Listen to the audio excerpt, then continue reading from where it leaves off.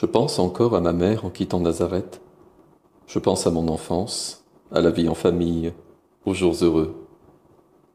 Judas, pas l'Iscariote, vient me trouver en me demandant: Où allons-nous maintenant, maître? Où mon père voudra.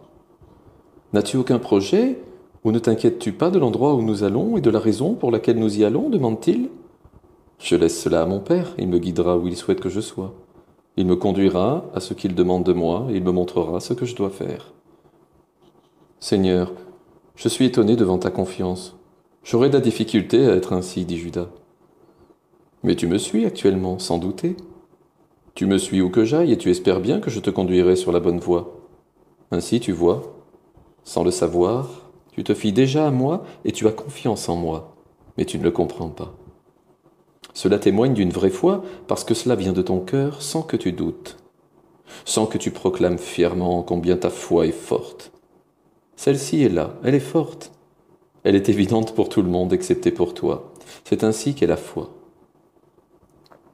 Seigneur, je suis là et je te suis parce que je t'aime et que je sais que tu parles de la part du Père. Comment pourrais-je ne pas te suivre? Il constate cela comme un fait qui va de soi. Beaucoup sauront comme toi que je suis avec le Père. Beaucoup déclareront qu'ils m'aiment et beaucoup écouteront mes paroles, contrairement à toi pourtant. Nombreux seront ceux qui n'auront pas la foi qui donne confiance en moi. Beaucoup ne me suivront pas là où je désire les conduire, et beaucoup même refuseront mon amour pour eux, et me refuseront leur amour. Judas, mon ami, ton cœur est fort et ton amour est pur, ne change jamais, dis-je, alors que Pierre s'approche et commence à discuter des événements de Nazareth. La nuit tombe, comme nous approchons d'un village où je suis allé étant enfant. Les lumières des maisons brillent comme les étoiles du ciel. Les lumières des maisons brillent. Ce sont des phares qui nous guident vers la sécurité du village. Des lumières qui brillent dans l'obscurité pour éclairer le chemin et nous conduire à la maison. La lumière qui nous protège des ténèbres, qui apporte chaleur et sécurité.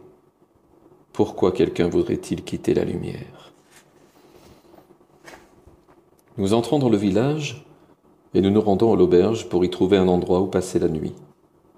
Jacques et Barthélemy viennent me parler. « Maître, il y a beaucoup d'ivrognes ici, chuchote-t-il. Beaucoup d'hommes violents. Peut-être devrions-nous nous en aller ?»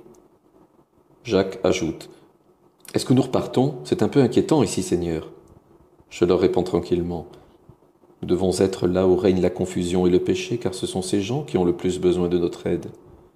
Quel bien y a-t-il à parler à ceux qui croient si nous ignorons les autres? Je viens pour sauver tous les hommes, pas seulement quelques-uns. J'offre le pardon et l'amour à tous. Ils ont seulement à les accepter, et pour accepter, ils doivent d'abord savoir ce qui leur est offert. Voilà le travail que vous ferez pour moi dans les temps à venir, vous et tous mes disciples. » Nous nous asseyons à une table pour dîner. Nous entoure le bruit de gens qui pensent s'amuser en buvant à l'excès et en racontant des histoires obscènes.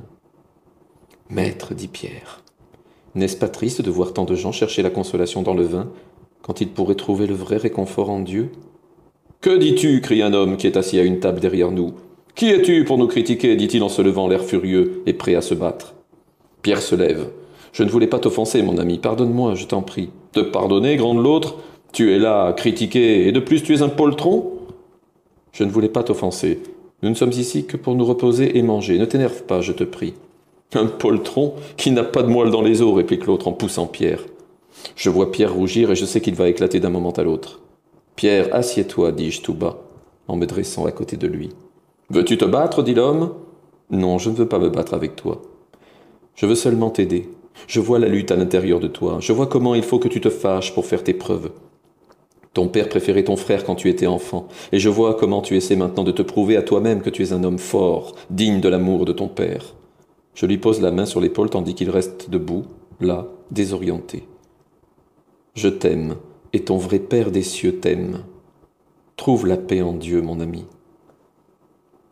Il chancelle un instant et puis s'assoit hébété, jusqu'au moment où la voix de Pierre rompt le silence. Est-ce qu'il va bien? Oui. Il est simplement en train de se libérer de certaines souffrances. Ensuite, il ira bien, dis-je. Nous continuons notre repas dans un silence presque complet jusqu'à ce que l'homme revienne à lui. Il est dégrisé et une étincelle brille dans ses yeux. Il parle en me regardant en face. Puis-je m'asseoir un moment à côté de toi, Seigneur? Oui, mon ami, bien sûr. Et en un rien de temps, lui et Pierre sont devenus les meilleurs amis. Il ne cesse de s'excuser auprès de Pierre. Je suis désolé, excuse-moi, je ne sais pas ce qui m'a pris. Naturellement que je te pardonne, dit Pierre, ce n'était rien. Et Pierre, avec un sourire heureux, lui passe le bras autour des épaules. Seigneur, me dit l'homme, puis-je venir avec toi quand tu partiras? Et ta femme, tes enfants, ton père, que deviendront-ils? Je laisse tout cela pour toi. Je ne comprends rien, mais je t'aime, dit-il. Si tu m'aimes, reste avec ta famille et aime-la. C'est de cette façon que tu me témoigneras ton amour. L'amour dans une famille est un cadeau de Dieu, aussi fais-en cas. Fais-le voir au monde, et c'est de cette façon que se répandra l'amour de Dieu. Mais je désire tant venir avec toi, Seigneur. Je voudrais être toujours avec toi, dit-il tristement. Je suis toujours avec toi. Je serai dans ton cœur et à tes côtés jusqu'à la fin de ta vie. Tu ne dois jamais te sentir isolé, perdu. Sache que je suis toujours là et parle de moi aux autres. Ce sera ta façon de me suivre. Le reste de la soirée se passe joyeusement à discuter de l'amour de Dieu et de sa volonté dans nos vies. Je m'en vais maintenant, Seigneur, pour commencer une vie nouvelle, dit l'homme, avant de s'en aller. Je me sens requinqué, fortifié, c'est merveilleux. Si tu as jamais besoin de moi, Seigneur, appelle-moi et je serai là. On aura besoin de toi dans l'avenir pour témoigner et proclamer la miséricorde de Dieu, et je sais que tu le feras bien. Vis ta vie pour Dieu et va en paix. Nous lui faisons tous nos adieux. Pierre lui demande au moment où il part, « Au fait, comment t'appelles-tu » ? « Joseph, répond-il. »« C'est un beau nom pour un homme de Dieu, dit Pierre en me regardant.